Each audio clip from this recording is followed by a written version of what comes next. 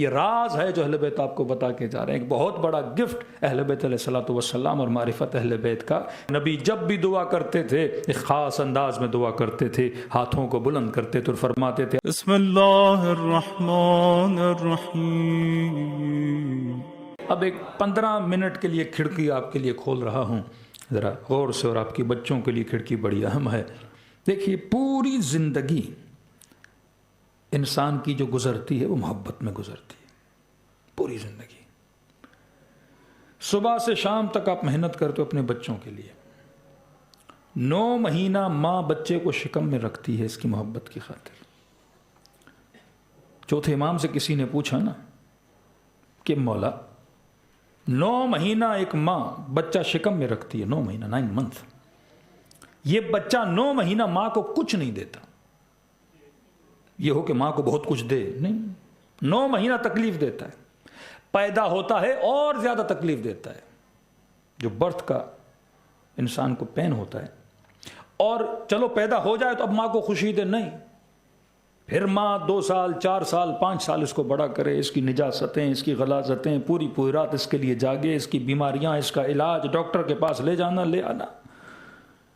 کہ مولا 9 مہینہ تکلیف دے, پیدا ہوتے تکلیف دے, پھر پیدا ہو ماں کا دودھ پیے, آرام, سکون, نیند, یہ سب کچھ اس ماں سے چھین لیتا ہے. کہ مولا نیچرلی یہ ہوتا ہے, انسان اس کے لیے کرتا ہے جو اس کو کچھ دے.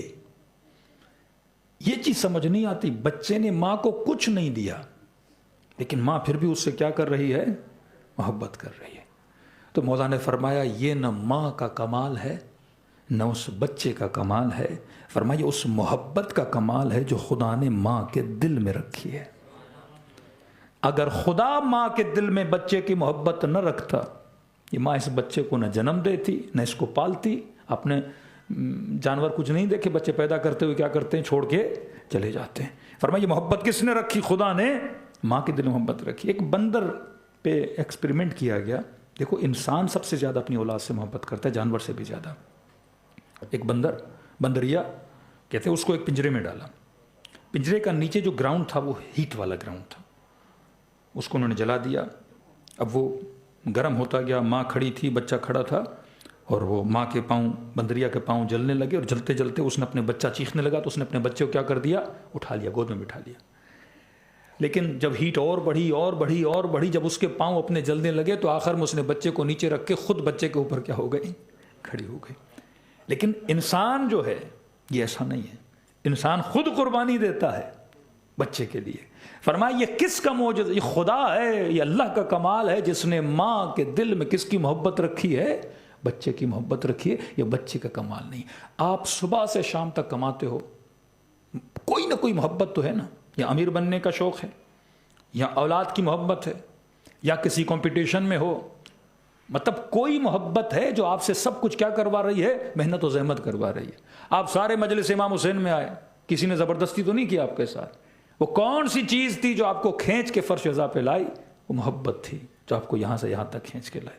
لوگ 40 امام حسین پہ پیدل چلتے ہیں. میں ایک موقف میں گیا اور اس بندے نے بلایا کہ مولانا فلاں انسان کو دیکھے. میں نے کہا یہ ملٹی بلینر ہے, ملٹی بلینر, مطلب یہ گاڑی کا دروازہ بھی اس کے نوکر اس کے لیے کھولتے ہیں. زندگی میں شاید اس نے اپنے گھر میں جھاڑو تک نہ لگایا ہو. اور کہا مولانا دیکھیے یہ موقف کے اندر جو ٹوائلٹ تھا, WC تھا, وہ امام حسین کے ظاہروں کا کیا کر رہا تھا, صاف کر رہا تھا.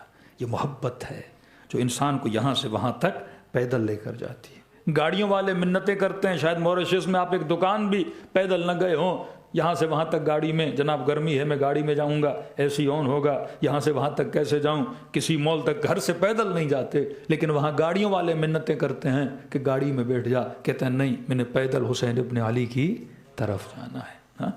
تو یہ سب کچھ کیا ہے, محبت ہے. اولاد کی محبت کے لیے انسان پسینہ بہاتا ہے, محنت کرتا ہے, زحمت کرتا ہے. 5 منٹ اگر یہ خدا محبت چھین لے تو ساری محنتیں ختم ہو جائیں. اگر یہ خدا محبت چھین لے ساری زحمت. ایک مجاہد فی سبیل اللہ جب اللہ کی راہ میں اتنی قربانی دیتا ہے, کیوں, کیونکہ کس کی محبت ہے, اللہ کی محبت ہے جو صبح سے شام تک معصوم فرماتے ہیں کہ آخرت کے لیے مومن حریص ہوتا ہے، اس کے دل میں حرص ہوتا ہے۔ دنیا دار بندے کے دل میں مال دنیا کا حرص ہوتا ہے۔ اگر آپ کو تھوڑا سا آپشن ملے، 1 گھنٹہ یہاں جاؤ گے اتنا مال ملے گا، آپ جا کے حرص دنیا میں وہ کام کرو گے۔ لیکن فرمایا مومن حریص للآخرہ ہوتا ہے، حرص آخرت ہوتا ہے، یہ ایک بھی موقع نہیں جانے دیتا جس سے اس کی آخرت بنتی۔ امام حسین دیکھتے ہیں کتنا حرص آخرت ہے، علی اکبر کے دل میں کتنا حرص آخرت ہے، طلبگار آخرت ہیں، طلبگار جنت ہیں، طلبگار ملاقات پروردگار عالم ہیں کہ شب 19 امیر المومنین کے سر پہ ضربت لگی، کیا فرمایا واللہ فزتو برب الکعبہ، کعبے کی رب کی قسم کہ علی آج کامیاب ہوا۔ یہ حرص ملاقات پروردگار عالم ہے۔ تو ہم جو کچھ کرتے، یہ گریوٹی جو ہمارے اندر ہے، یہ کس چیز کی وجہ سے ہے؟ محبتوں کی وجہ سے ہے۔ میرے عزیز، یہ محبت ہے جو جنتی بناتی ہے، اور یہی محبت ہے جو جہنمی بناتی ہے۔ محبت عرش تک بھی لے کے جاتی ہے، محبت فرش تک بھی لے کے آتی ہے۔ اب اہل بیت ہمیں یہ سکھاتے ہیں، کیونکہ محبت بہت خطرناک چیز ہے۔ اب اہل بیت نے یہ بتانا ہے کہ بندے خدا اپنی محبت کی سلیکشن میں 100 بار سوچنا کہ کس سے محبت کر رہے ہو۔ امیر شام بیٹے کی محبت میں گرفتار ہوا نا، خدا نے نوح کو کہا کہ بیٹے کی محبت میں گرفتار نہ ہونا، یہ محبت جہنمی بناتی ہے، یہ محبت جنتی بناتی ہے۔ اب محبت اتنی سینسیٹیو کیوں ہے؟ مثال دے رہا ہوں آپ کو۔ آپ کے ذہن میں جنت کا کانسیپٹ کیا ہے؟ سورہ رحمان، حور، غلمان، دودھ کی نہریں، شہد کی نہریں۔ کیا جنت اس سب کے لیے ہے کہ ہم جنت میں جائیں گے؟ تو دنیا کا کوئی امیر بھی بول سکتا ہے جناب میں 2 3 4 سوئمنگ پول بنا دیتا ہوں دودھ کے اور شہد کے، اور دنیا کی حسیناؤں کو جمع کر دوں گا تو میری جنت تو یہیں ہو گئی۔ دوسرا سوال، آپ جب کربلا جاتے ہو تو ایک جملہ اردو میں بہت بولا جاتا ہے، کربلا مومن کی کیا ہے؟ جنت ہے۔ تو کربلا میں ایسا کیا ہے؟ دودھ کی نہریں تھیں، شہد کی نہریں ہیں، باغ و باغات ہیں، 50 ڈگری کی گرمی، صفائی کا فقدان، بندہ پیدل چلے، پسینہ بدن سے بہے، پاؤں میں چھالے پڑ جائیں، اور آپ پھر بھی کہو کہ کربلا مومن کی کیا ہے؟ جنت ہے۔ کانسیپٹ آف جنت کیا ہے؟ نہ حور ہے، نہ غلمہ ہے، نہ کھانا پینا ہے، کیا ہے کربلا؟ تو جواب ملتا ہے کیسی جنت ہے؟ آپ کا بدن تکلیف میں ہے، پاؤں میں چھالے پڑ گئے، چلا نہیں جا رہا، کہاں ساری تکلیف اپنی جگہ، لیکن جب نگاہ حسین کے روزے پہ پڑی تو کہا مولانا ایسا سکون ملا کہ گویا ساری تکلیفیں کیا ہو گیا، میں بھول گیا۔ سنا نا، جنت ماں کے قدموں میں ہے، تو ماں کے قدموں میں کیا دودھ کی نہریں ہیں؟ کیا شہد کی نہریں؟ کیوں کہا کہ جنت ماں کے قدموں میں ہے؟ یہ ہے کیا جنت؟ کہا کہ جب حسین کے روزے کو دیکھا تو مجھے کیا ملا؟ سکون ملا۔ جنت ایک ایسی جگہ ہے جہاں خدا نے کیا رکھا ہے؟ سکون رکھا ہے۔ ایک محبت ایسی ہے جو تجھے کیا دیتی ہے؟ سکون دیتی ہے۔ کربلا میں حسین کے روزے کو دیکھو گے تو روزہ کیا دے گا؟ سکون دے گا۔ کہ یاد رکھو سکون کس چیز میں ملتا ہے؟ سکون مال میں نہیں، دولت میں نہیں، پیسے میں نہیں، گاڑی میں نہیں، سکون کس میں ہے؟ محبت میں ہے۔ اب آپ نے کہا کہ میں نے مولا حسین کے روزے کو دیکھا، قبر امام حسن کو دیکھا، مجھے کیا ملا؟ سکون ملا۔ اب میرا آپ سے ایک سوال ہے، آپ کو سکون ملا کیا کہ وہابی جب دیکھتا ہے سکون ملتا ہے؟ کہا نا کہ مومن و منافق کی پہچان کہ علی کا نام لو، چہرہ کھلے تو مومن، چہرہ بگڑ جائے تو کیا ہے؟ منافق۔ ایک ہی نام ہے، 2 کام کر رہا ہے، کسی کو جلا رہا ہے، کسی کو کھلا رہا ہے۔ ایک ہی نام لو، سکے کے گویا 2 رخ ہیں، کسی کا چہرہ کھل جاتا ہے، کسی کا چہرہ مرجھا جاتا ہے۔ وہی روزہ حسین ابن علی، مومن دیکھے تو اس کا چہرہ کھل جائے، سکون مل جائے، اور وہیں پہ کسی وہابی کو لے جاؤ تو وہ جل کے مر جائے شاید۔ اس کو کرسی پہ باندھ کے امام حسین کے روزے کے سامنے بٹھا دو 2 گھنٹہ تو وہ تو تڑپے گا کہ جناب کس بدعت میں لے کر آ گئے، کس شرک میں لے کر آ گئے، کس بت پرستیوں میں لے کر آ گئے، وہ تو جلے گا اندر سے۔ تو سوال ہے اگر کربلا میں سکون ہوتا تو سب کے لیے ہوتا۔ جس طرح میں کہتا ہوں یہ پانی ہے، کوئی بھی پیے تو پیاس بجھے گی، اب چاہے دشمن علی پیے، چاہے دوست علی پیے، چاہے سلمان پیے، چاہے امیر شام پیے، پانی کا کام کیا ہے؟ پیاس بجھانا۔ تو اگر کربلا میں سکون ہے تو پھر سب کے لیے سکون ہو، اگر ذکر علی میں سکون ہے تو پھر سب کے لیے سکون ہو، لیکن ایسا نہیں ہے۔ کربلا شیعہ کے لیے باعث سکون، وہابی کا سکون تباہ۔ بھائی مندر ہے نا ہندوؤں کا، تو ایک ہندو جاتا ہے سکون ملتا ہے کہ نہیں ملتا؟ وہ کہتا ہے شانتی آ گئی مندر میں آ کر، لیکن آپ جاتے ہوتا ہے کلیسا چرچ میں، جب ایک مسیحی جاتا ہے تو اسے کیا ملتا ہے؟ سکون ملتا ہے۔ ہم جاتے ہیں تو ہمیں سکون نہیں ملتا۔ آپ کو پوچھا جائے گا مسجد میں سکون یا مندر میں، تو آپ کہو گے مسجد۔ ہندو سے کہو گے مسجد میں سکون یا مندر میں، کہے گا مندر۔ تو ہر کسی کا سکون اپنی اپنی جگہ پر ہے، تو پھر یہ تو سکون تو ڈیوائیڈ ہو گیا، ہندو کو مندر میں ملے، کرسچن کو چرچ میں ملے، شیعہ کو حرم اہل بیت اور کعبۃ اللہ اور روضہ رسول میں ملے۔ تو اصل میں سکون کہاں ہے؟ اگر کربلا میں سکون ہوتا، بین الحرمین کے ٹائل میں سکون ہوتا، مولا حسین کے گنبد کے سونے میں سکون ہوتا، تو پھر بازار میں جو گولڈ مل رہا ہے اس سے سکون کیوں نہیں مل رہا؟ یہ ٹائل جو آپ کے گھر میں لگا ہوا اس سے سکون کیوں نہیں مل رہا؟ مولا حسین کی چاندی کی زری کو پکڑتے ہو اور دیکھتے ہو، وہاں سکون کیوں ملتا ہے؟ تو اہل بیت یہ سمجھانا چاہتے ہیں اللہ نے سکون رکھا ہے محبت میں، کسی کی بھی محبت ہو۔ آپ اپنے بیٹے کو لوگے، بیٹی کو لوگے سینے پہ، کہو گے میری بیٹی میرے دل کا چین ہے۔ ہاں، تیرا بیٹا روئے گا بھی تو کہو گے ماشاءاللہ کتنے۔ کوے کو بھی اپنا بچہ اچھا لگتا ہے، کتنا کالا ہے کوے کا بچہ، لیکن اسے اچھا لگتا ہے کیونکہ اس کا بچہ ہے، کیونکہ وہ اپنے بچے سے محبت کرتا ہے، تو اسے اپنے بچے سے کیا ملتا ہے؟ سکون ملتا ہے۔ اسی طرح آپ کا بچہ کوئی دل کا چین وین نہیں ہے، ہاں آپ کے لیے دل کا چین ہے۔ اب میں اس مومن کے رکھو سینے پہ، کہے گا بھائی مجھے کیوں چین ملے گا، اٹھا اپنا بچہ۔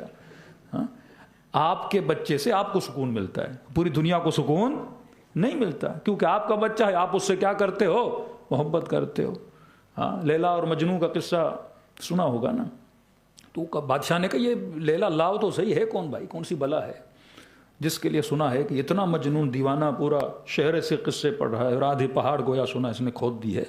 تو جب لیلا کو لایا گیا تو کوئی کالے رنگ کی کوئی عورت تھی، کوئی نقش و نگار بھی اتنی اچھے نہیں تھی، تو بادشاہ نے کیسے کوئی دیکھے بھی نہیں، اس کے پیچھے اتنا پاگل ہے۔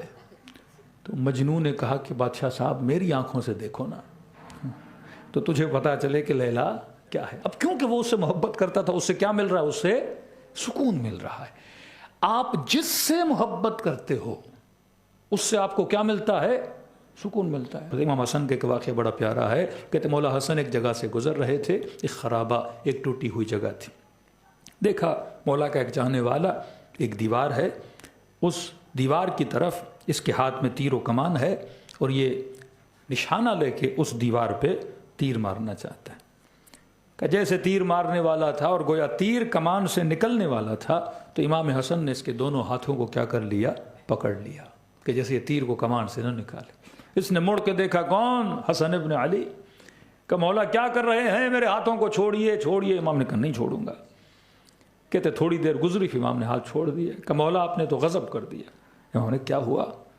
کہ مولا میں کئی سالوں سے اس لمحے کا انتظار کر رہا تھا۔ امام نے کہا اس لمحے میں کیا ہے؟ کہ مولا کسی نجومی نے مجھے بتایا تھا کہ ہر 100 سال کے بعد آسمان کے اوپر 2 ستارے ہیں، جب یہ ایک دوسرے کے قریب آتے ہیں اور چند لمحوں کے لیے قریب آتے ہیں، اور اسی وقت اگر کوئی تیر کسی دیوار پہ مارے تو پوری دیوار سونے کی بن جاتی۔ تو کہ مولا میں کروڑ پتی بننے والا تھا، میں ارب پتی آج بننے والا تھا۔ مولا کتنے دنوں سے اس نجومی سے پوچھ رہا ہوں، ڈیلی رات کو آتا ہوں آسمان کو دیکھتا ہوں، مولا آج وہ گھڑی تھی اور آپ نے مجھے کروڑ پتی بننے سے کیا کر دیا؟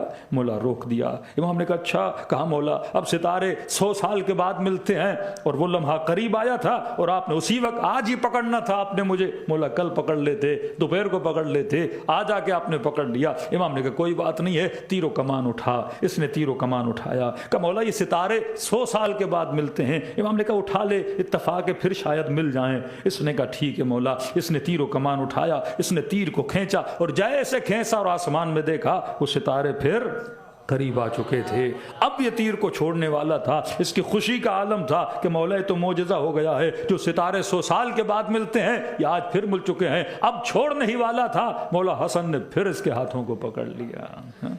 اب دیکھیے اس بندے کی کیفیت کیا ہوگی، حالت کیا ہوگی، جو ارب پتی اور کروڑ پتی بننے والا تھا ایک لمحے میں، لیکن مولا بار بار ہاتھوں کو پکڑ رہے ہیں کہ مولا کیا کر رہے ہیں؟ ستارے آپس میں مل چکے ہیں۔ اتنی دیر تک امام نے پکڑا کہ وہ ستارے پھر کیا ہو گئے؟ جدا ہو گئے۔ کہ مولا آپ نے پھر مجھے کروڑ پتی بننے سے روک لیا، مولا پھر ارب پتی بننے سے روک لیا۔ یہ کبھی نہیں ہوتا، نجومی نے بتایا ایک بار ہوتا ہے۔ امام نے کہا چلو پھر تیر و کمان اٹھا۔ اس نے پھر تیر و کمان اٹھایا، پھر اس نے اسی طرح تیر کو کھینچا، پھر ستارے آپس میں ملنے لگے۔ امام نے پھر اس کے ہاتھوں کو پکڑ لیا، کہنے لگا مولا یہ کر کیا رہے ہیں؟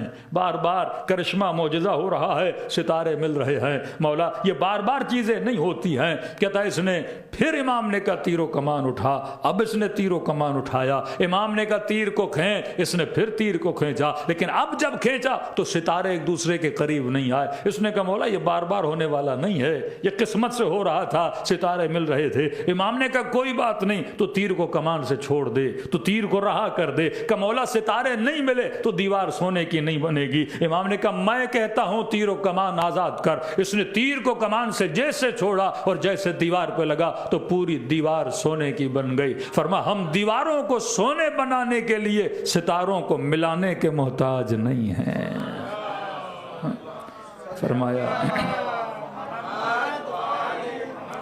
فرما ہم بس ارادہ کریں تو دیوار سونے کی بن سکتی ہے۔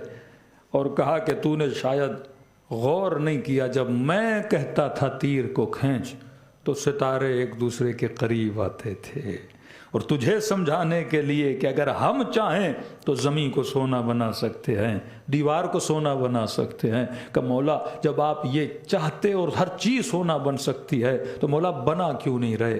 امام نے فرمایا تمہارے پاس وہ دولت ہے جو امیروں کے پاس بھی نہیں ہے۔ اگر تجھے یہ سونا چاہیے آج میں حسن دینے کے لیے تیار ہوں، لیکن ایک چیز مجھے واپس کر دے۔ مولا کیا آپ مجھ سے لیں گے اور کیا مجھے دیں گے؟ کہ جس بھی دیوار کو بولے گا پوری سونے کی بن جائے گی، سارا سونا تیرا، لے جا امیر بن جا، لیکن ہماری محبت ہمیں واپس کر دے۔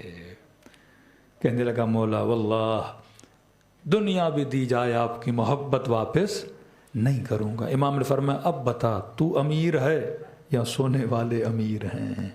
جبکہ تو اتنی قیمتی چیز دینے کے لیے تیار نہیں ہے تو کبھی خود کو غریب نہ بولا کر۔ جس کے دل میں محبت محمد اور آل محمد ہے، فرمایا اس سے بڑا امیر روئے زمین انسان نہیں ہے، کیونکہ اسی محبت کے بدلے میں خدا تجھے وہ کچھ دے گا جس کا تم نے زندگی میں تصور نہیں کیا۔ یہ بڑی حدیث ہے نا، من مات علی حب آل محمد مات شہیدا، جو ان کی محبت میں دنیا سے چلا جائے وہ شہید ہو کے دنیا سے چلا جاتا ہے۔ مطلب زندگی کس کی محبت پہ گزرے؟ محمد اور آل محمد کی محبت میں۔ صلوات پڑھے محمد وعلی محمد۔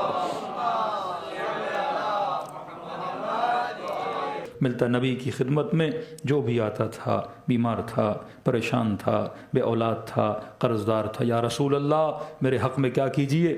دعا کیجئے۔ کہتے نبی اب دعا مختلف انداز میں کر سکتے تھے، لیکن بارہا اپنی دعاؤں میں محمد اور آل محمد کے ذکر کرنے کا نتیجہ یہ تھا کہ لوگوں کو بتائیں کہ ان کی محبت میں ہی تمہاری فلاح و بہبود ہے، کیونکہ ان سے محبت کرو گے تو ان کے کردار سے محبت کرو گے، ان سے محبت کرو گے تو ان کے دشمنوں سے اور ان کے کردار سے دوری کرو گے تو تمہارے وجود میں نور و نورانیت آ جائے گی۔ اب جو بھی آیا یا رسول اللہ میرے حق میں دعا کیجئے۔ فرماتے نبی جب بھی دعا کرتے تھے ایک خاص انداز میں دعا کرتے تھے، ہاتھوں کو بلند کرتے تھے اور فرماتے تھے اللہم ارحم علی فلان بحق علی، اے خدا فلاں پر رحم کر، کس کے صدقے میں؟ علی ابن ابی طالب کے صدقے میں۔ کہ ایک بیمار آیا اس انداز سے دعا کی، دوسرا بیمار آیا اسی انداز سے دعا کی، تیسرا بیمار آیا اسی انداز سے دعا کی۔ اب ظاہر ہے اطراف میں جو بیٹھے تھے سب کے دل خوش تو نہیں ہوتے تھے نا آل رسول کا نام سن کے، تو انہوں نے آپس میں چہمگوئیاں شروع کر دیں کہ دیکھو ارے یہ کیسے انصاف کی بات ہے، رسول ہیں، جب بھی دعا کرتے ہیں کس کا نام لیتے ہیں؟ علی کا نام لیتے ہیں۔ آج کہہ دو کہ یا رسول اللہ ایک دو دعا میں کبھی اس کا نام بھی لے لیں، ہم بھی تو محفل میں بیٹھے ہیں، کبھی اس کا نام لے لیں۔ اب یہ کہاں جانتے تھے دعا قبول کروانی تھی، دعا کو ناکام تو نہیں کروانا تھا، تو یہ کہنے ہی والا تھا۔ تو اس کے دوسرے نے کہا جناب صبر کرو، صبر کا پھل میٹھا ہوتا ہے۔ کہ کیا مطلب صبر کرو؟ کہ دیکھو دنیا آتی ہے، رسول علی کا نام لیتے ہیں، کبھی کوئی دن آئے گا جب علی خود بیمار ہو جائیں گے، تو پھر مجبوری کی حالت میں آپ کا نام لے کے دعا کرنی ہوگی یا میرا نام لے کے دعا کرنی ہوگی۔ کہتے واقعہ مکے کا، ہجرت کر کے مدینے چلے گئے، اور وہاں پہ اتنے عرصے کے بعد اتفاق سے یہ دونوں بھی نبی کی خدمت میں بیٹھے تھے، اور اسی وقت امیر المؤمنین رسول خدا کی خدمت میں آ گئے اور فرمایا یا رسول اللہ علی کی طبیعت ناساز ہے، ذرا میرے حق میں دعا کیجئے۔ اب یہ سننا تھا کہ جیسے ان کی تو قسمت چمک گئی ہو اور بڑی خوشی کے عالم میں ایک دوسرے کو دیکھنے لگے۔ اب دیکھنا یا تیرا نام لے کر دعا کریں گے یا میرا نام لے کر دعا کریں گے۔ لکھنے والا لکھتا ہے کہ یہ دونوں ایک دوسرے کو کوہنیاں مارنے لگے، بس اب یا تیرا نام آئے گا یا میرا نام آئے۔ کتاب مروج الذہب ہے، کہتے رسول خدا نے دعا کے لیے ہاتھوں کو بلند کیے، بڑے عجیب انداز میں دعا کی، فرمایا اللہم ارحم علی علی بحق علی، اے خدا علی پر رحم فرما علی کے صدقے میں۔ صلوات پڑھے محمد وعلی محمد۔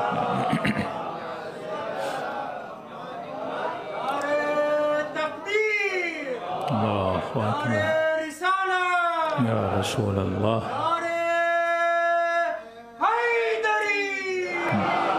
اے خدا علی پر رحم فرما، کس کے صدقے میں؟ علی کے صدقے میں۔ اب ملتا ہے دل میں جو نفاق تھا وہ زباں پہ نکل کے آ گیا، کہنے لگے یا رسول اللہ یہ کیسے انصاف کی بات ہے، جب کوئی اور آتا ہے علی کا نام لیتے ہیں، آج علی آئے ہیں پھر بھی علی کا نام لیا ہے۔ ارے ہم سامنے بیٹھے ہیں، کبھی ہمارا نام لے کر بھی تو دعا کیجئے۔ کہتے یہ کہنا تھا، رسول کے چہرے پہ آثار جلا نمایاں ہوئے، کہنے لگے لوگو تم علی کی بات کرتے ہو، جب میں نبی اپنے لیے دعا کرتا ہوں تو پھر بھی خدا کو علی کا واسطہ دے کر دعا کرتا ہوں۔ ہاں؟ اور کبھی امیر المومنین نے پوچھا یا رسول اللہ لوگوں کو اچھا نہیں لگتا آپ بار بار دعاؤں میں میرا نام لیتے ہیں، تو رسول نے فرمایا علی جب میں دعا کرتا ہوں تو دیکھتا ہوں میرے بعد کائنات میں خدا کو سب سے زیادہ عزیز ترین بندہ کون ہے، کہ تیرے علاوہ مجھے کوئی نظر نہیں آتا۔ اسی طرح شیعہ بھی جب دعا کے لیے ہاتھوں کو بلند کرتے ہیں کہ خدا کو کس کا واسطہ دیں، تو پنجتن سے زیادہ عزیز شخصیات ملتی ہی نہیں ہیں، کہ تبھی ہم کہتے ہیں یا وجیہن عند اللہ اشفع لنا عند اللہ، جن کا وجود مقرب ترین وجود ہے پروردگار عالم کی ذات کے مطابق، تبھی فرمایا کہ ان کی محبت میں خدا نے کامیابی رکھی ہے۔ بعض احادیث میں حل الدین الا الحب والبغض، فرمایا کیا دین محبت اور بغض کے علاوہ کچھ اور ہے؟ دین کا خلاصہ یہی ہے، یا محبت ہے یا بغض ہے۔ صحیح محبت تو جنت، غلط محبت تو جہنم۔ بغض بھی اس سے کرنا جو قابل بغض ہو، نفرت بھی اس سے کرنا جو قابل نفرت ہو، اور محبت بھی اس سے کرنا جو قابل محبت ہو۔ یہ اہل بیت نے اپنے کردار سے سکھایا۔ اگر ان کے چاہنے والوں کے دل میں اگر کوئی غلط محبت بھی آ جاتی تھی، فوراً اہل بیت کیا کرتے تھے؟ اسے کریکٹ کرتے تھے۔